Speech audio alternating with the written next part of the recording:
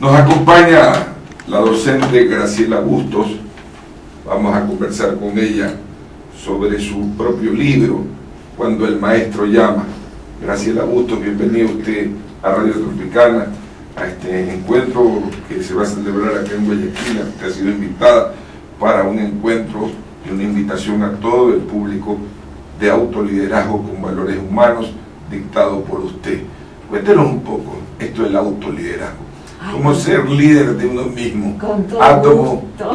Y energía propia. Exactamente, y esta es la primera dificultad que uno puede encontrar cuando, como en mi caso, me encuentro con el tema de autoliderazgo. Yo dije, ¿qué es esto? ¿Cómo lo puedo organizar? Porque el liderazgo es algo que una persona ejercita en relación a un grupo, que lo ha seleccionado como líder, y la idea es que en ese caso este líder pueda organizar ese grupo en función de un objetivo común. Y hablar de autoliderazgo implicaría reconocer que dentro de uno hay una serie de personajes y de seres cuyas orientaciones en algunos casos no son tan coordinadas, y que uno debiera reconocer esas distintas tendencias y ser capaz de organizarlas en una orientación común. Nosotros llamamos autoliderazgo a una acción que va parte del autoconocimiento, de la autoindagación, para reconocer en uno precisamente esas distintas tendencias que en ocasiones pueden ser contrapuestas y conflictivas, y hacer que avancemos de manera dificultosa por esto que elegimos como camino espiritual. Nosotros llamamos camino espiritual a una serie de pasos que se configuran, y ya en este tiempo, como si se tratara de una carrera que uno fuera a cursar. En nuestro tiempo, en este siglo XXI tan controvertido, se está configurando la espiritualidad como una verdadera disciplina de estudio, que implica pasos a cumplir hasta que uno prácticamente se gradúa de una persona que ha consolidado una visión espiritual que tiene que ver con descubrir en cada acontecimiento, en cada persona, en cada suceso, el aspecto trascendente.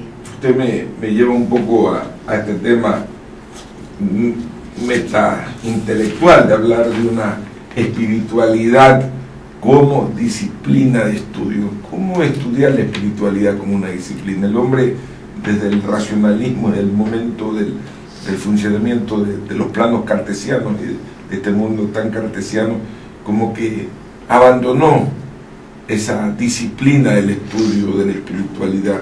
El Renacimiento nos trajo mucha tecnología, mucho arte, pero tal vez se olvidó de ese estudio, de esa espiritualidad. Exactamente, yo creo que esto deviene de los sucesos esenciales del siglo XX que cambiaron todos los paradigmas. En la Primera, la Segunda Guerra Mundial, el avance tecnológico, las revoluciones de la aparición de los antibióticos, los psicofármacos, pero una nueva realidad configuró también un punto de vista, una cosmovisión diferente, en donde lo que es común es la confusión.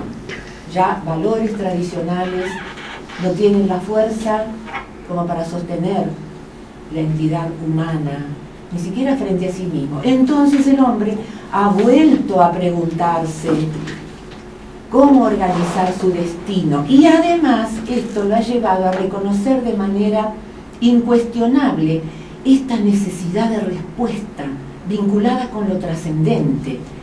Está muy bien lo que usted acaba de decir, de cómo se configuró, sobre todo en la última parte del siglo XIX, primera mitad del siglo XX, con el mecanicismo, y ahí aparecían certidumbres que se visualizaban como permanentes, y de pronto todos estos cambios hicieron que justamente el ser humano se confrontara con una falta de sentido, y esa búsqueda de un nuevo sentido, de nuevas certidumbres, hicieron que el hombre, además sostenido por la posibilidad de tener nuevas influencias del Oriente, sobre todo a través de la mejora en la comunicación tecnológica, hizo que nuevas posibilidades llegaran al conocimiento.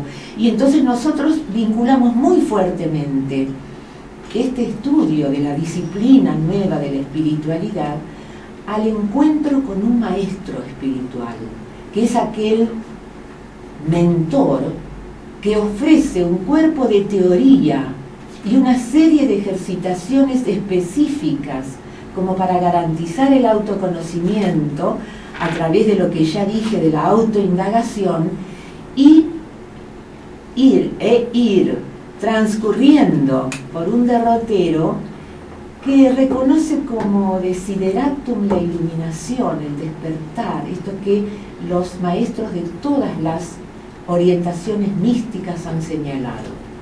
Hoy, martes 30 de julio, a las 18:30 podrán escuchar a la maestra Graciela Bustos en el Museo Municipal, en el auditorio principal. Ahí los esperamos. María Fernanda, no sé si usted quiere hacer una pregunta. Bueno, sí, ustedes planteaban el hecho un poco de que el hombre olvidado de su espiritualidad y más en la razón. Y se pueden tener las dos cosas al mismo tiempo, no entra en conflicto la razón con lo espiritual. Hay muchas personas que se entregan mucho al espíritu olvidando un poco de razonar. Ahí está tan interesante, porque justamente son los planteos que uno hace permanentemente al maestro, que lo elige a uno que uno elige para poder orientar esta aventura de la espiritualidad. Lo que llama la atención es que más y más las ciencias duras tradicionales, ahora por ejemplo podemos citar a la física cuántica, están señalando que los descubrimientos últimos acerca del espacio, de la creación del universo, de la organización de la materia, coinciden con los grandes postulados de las tradiciones místicas más antiguas. Y esto hace que de alguna forma empiece a conciliarse la razón con la espiritualidad, reconociendo que hay un fondo común a partir del cual se dan estos procesos. Y esto a nuestro espíritu occidental lo tranquiliza. ¿Por qué? Porque en general nosotros tenemos una tendencia a la explicación intelectual. Necesitamos comprobaciones científicas que avalen este proceso llamado despertar. Y lo estamos encontrando. Las nuevas definiciones acerca del espacio, de que el espacio ya no es esa nada informe, sino que es un quantum de información, coincide con lo que dicen los espiritualistas de todas las épocas, de que en el interior del ser humano se replica ese espacio y que se reconoce a partir del silencio, que es una de las prácticas esenciales de la espiritualidad, silencio que también está plagado de información. Ese silencio que está plagado de información, ¿cómo descubrir? En un mundo en que hay una continua cacofonía que desplaza el silencio como momento de expansión humana. La velocidad a la que llevamos hoy nos ha olvidado ese contacto con el silencio. Inclusive hay un gran maestro musical, no me acuerdo el nombre, que hace un ensayo, una obra que es del silencio y demora 4 minutos. Y la gente ahí comienza a descubrir que el cuerpo tiene otros sonidos diferentes que nunca en su vida lo ha escuchado.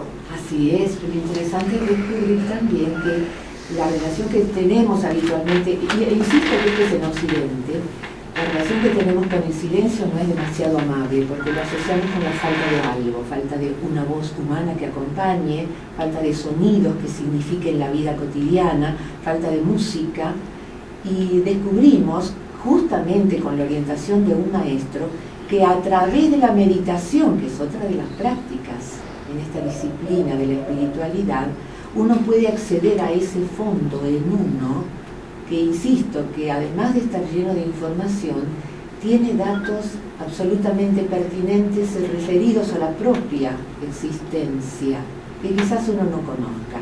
Esto en alguna medida se podría vincular con las propuestas de Ken Wilber, a las que citan también nuestros maestros, que habla de la psicología transpersonal como una forma de completar las propuestas freudianas.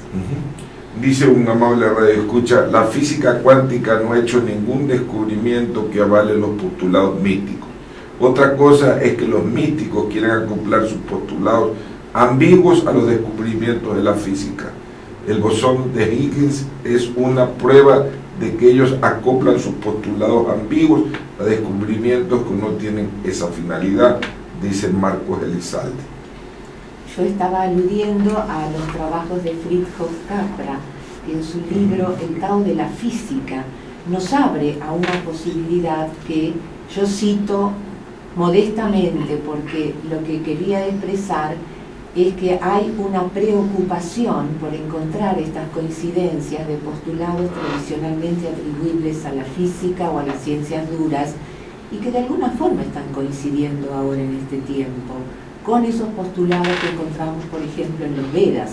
Es muy probable que en el futuro estos postulados, que en algún punto pueden llegar a ser solo opiniones, tengan una demostración mucho más acabada. Son exactamente 7:50, vamos a un corte comercial. Nos acompaña Graciela Busto, hoy dará una conferencia en el Museo Municipal, en el auditorio principal a las 18:30, organizado por Sri Sathya Sai del Ecuador. La entrada es libre y los esperamos para que escuchen esta conversación sobre el autoliderazgo con valor humano. Este autoliderazgo, cuando usted citaba a Capra, uno de los grandes analistas de lo que se llama la física moderna, un poco hay una filosofía del atomismo, del átomo, de la fuerza, de lo que un individuo en alguna forma tiene, que es ese gran poder interior, ¿no? Y usted en su libro, Cuando el maestro llama, ¿a qué llama el maestro? El maestro llama al descubrimiento de uno mismo. Exactamente eso, porque nosotros vamos configurando nuestra personalidad, todos lo sabemos, al principio en función de los demás. Somos papá y mamá, somos los maestros, incorporamos valores, y en un punto nos vamos poniendo vestiditos para desempeñar todos los roles que vamos asumiendo. Y esos vestiditos van acompañados en ocasiones de máscaras que tenemos que ponernos, detrás de las cuales hay siempre un secreto preservado. Todo aquello que hacemos lo hacemos preservando algo que tiene que ser custodiado.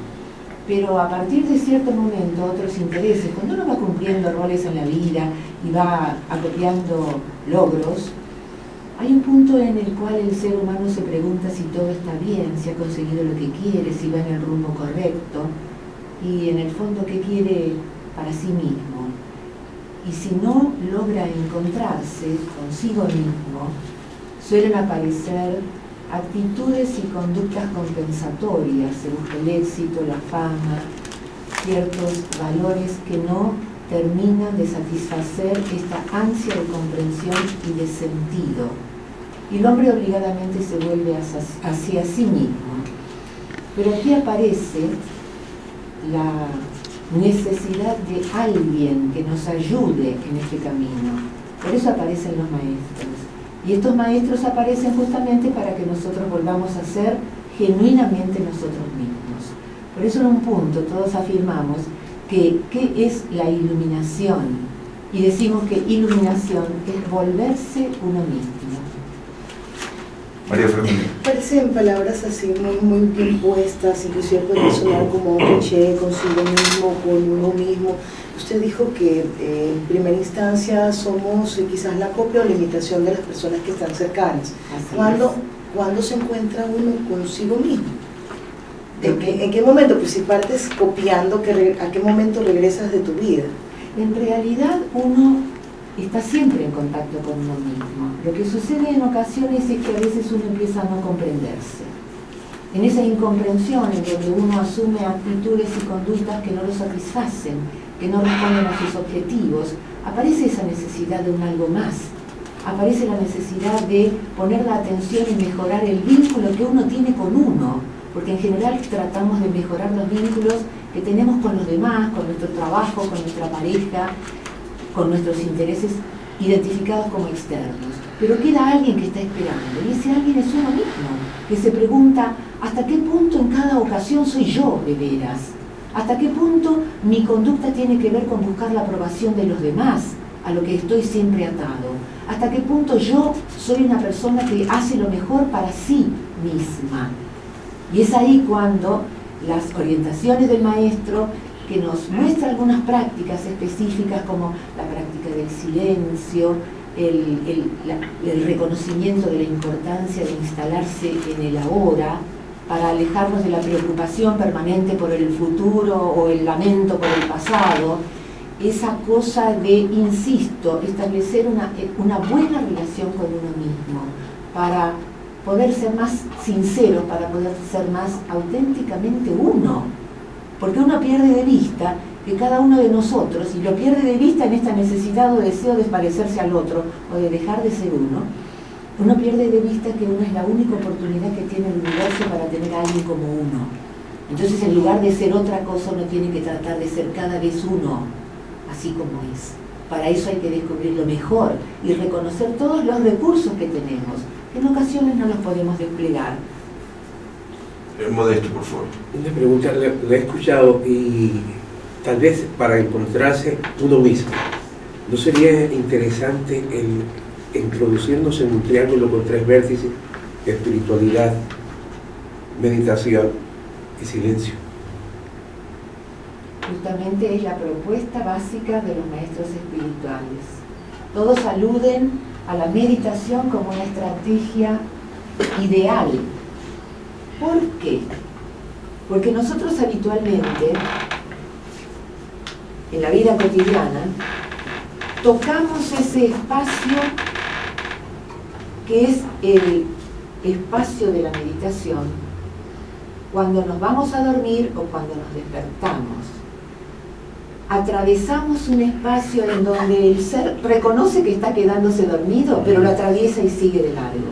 Y al despertar también lo atravesamos.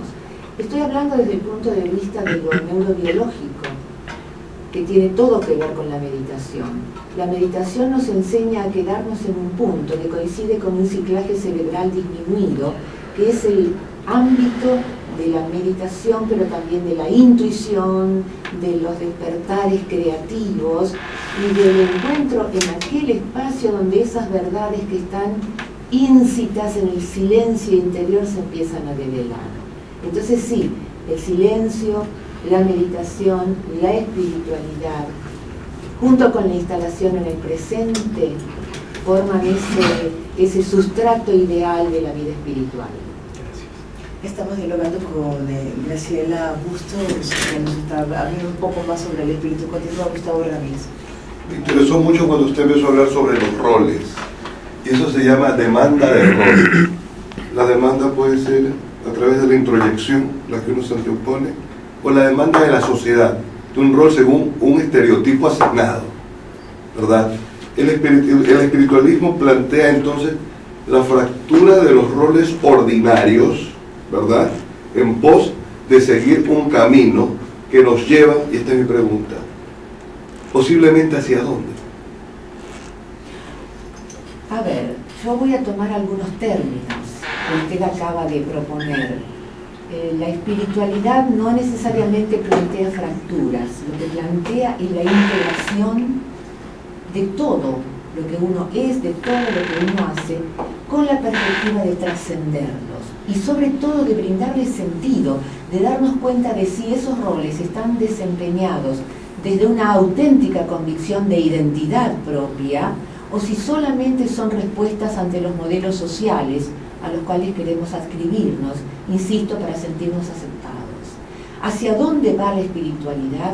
Hacia un estado de bienestar que se instale como permanente, hacia un estado de conciliación con uno mismo, hacia la sensación de que uno está realmente cumpliendo con aquello que ha venido a ser esa persona singular que tenemos que redescubrir.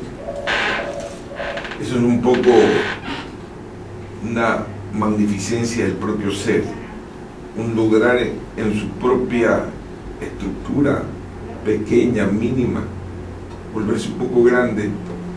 Grande es una comparación con lo posiblemente pequeño. Y no se trata de eso, se trata de que a uno le tocó ser uno y que uno esté contento con eso. Yo tenía una amiga que me decía, justo a mí me tocó ser yo, denostando esa circunstancia. Ojalá podamos decir, bienvenido sea que me tocó ser yo. Pero ese yo es el que se descubre a partir de la vida espiritual, cuando con la aplicación de los valores humanos reconocemos la pertinencia de todo lo que somos. Lo que ocurre es que a veces hay demasiado sufrimiento autoinfligido, justamente por estos conflictos que no terminan de resolverse. ¿Cómo aliviar eso? El ¿Cómo psicoanálisis propone alguna fórmula. Exactamente. ¿El maestro qué propone? El maestro propone una especie de terapia, pero que en lugar de apuntar a la persona, al nivel del ego, apunta a la banda transpersonal, que es aquel aspecto trascendente de la persona, que en las terapias tradicionales no suele plantearse, porque queda en el nivel de las conductas y las relaciones con los demás y la resolución de lo que se identifica como trauma, para sanarse de eso. La vida espiritual propone al hombre que participa de los mismos conflictos que uno puede llevar a una terapia, pero para, insisto, darle sentido trascendente, descubrir el sentido trascendente de toda acción, de toda conducta y de todo acto humano.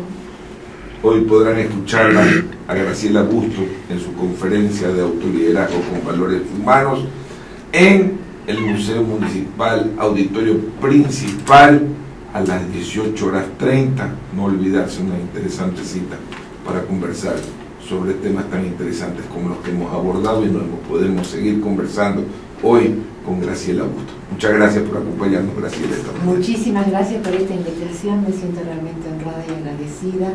Estoy encantada de estar aquí en este precioso país.